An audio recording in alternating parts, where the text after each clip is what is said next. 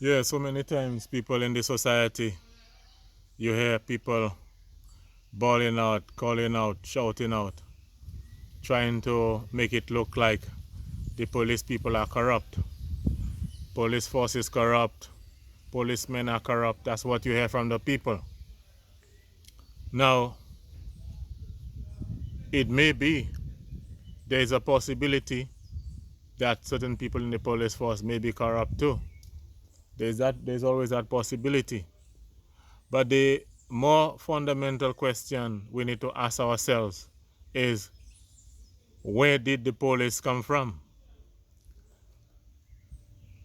I will want to say that if the police is corrupt, that means that we ourselves as a country, we are corrupt, because the police that we have, they did not come from space. They did not come from Mars, they did not come from under the sea. They came from our houses, our homes, our communities. The police that we have that we consider to be corrupt, they came from our very homes. But what we have now is a situation where the homes, the houses that the people come from do not want to accept responsibility for the fact that if the police are corrupt, that they are in fact corrupt. You will find that the populace, the people on a whole, they will be eager to criticize and blame everybody for crime situation other than themselves. It is very easy for them to blame prime ministers, blame the commissioner of police, and blame everybody else except themselves. But what we need to understand for the most part, with all these crimes that are happening, the killing of other people by young people, how many of the children of the higher earners of society are actually involved in this killing? The ministers of government, how many of their children are involved in the killing things that are taking place? The prime ministers, their children, are they involved in those things? The the business owners, how many of their children are involved in the murders and in the killing that is taking place? The permanent secretaries and other dignitaries in the country, how many of their children are involved in murders in the country? So for the most part, we blame everybody else. We blame this ministry, we blame this government, we blame this commissioner of police. But sometimes the very thing you're looking for is the one thing you cannot see.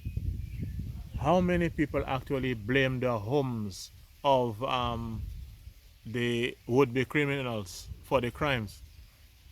In fact, what we see sometimes is situations where people who are known to be like just people of bad reputation in the community, people who have been known to have committed violent acts against others, people who are known to be criminals in the country, when they are killed or something like that, their parents, when they come on television, their mothers especially, will invariably be telling the media that he was a good boy.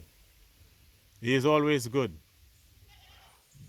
He is always good. But these people are never blamed for the crime that is taking place in the country. It is very easy to blame Commissioner of Police, blame the Prime Minister.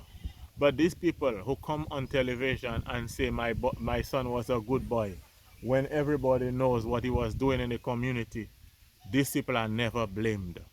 And these are some of the reasons we cannot get any headway in the crime situation, because the people that are really responsible for actually cultivating and growing and producing and nurturing crime, they are never blamed. In fact, they are the ones who are busy blaming everybody else.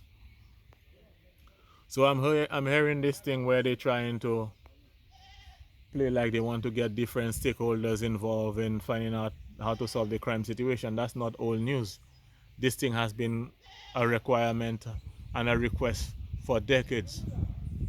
But fundamentally, the most important pillar that we have to tackle is the homes. and nobody is talking about that. So again, if it is that the policeman or the police force is corrupt, that is because we are corrupt. We are corrupt people. We are a corrupt society, and so since we are corrupt, the fruit of our corruption is whatever set of people or institutions that we produce.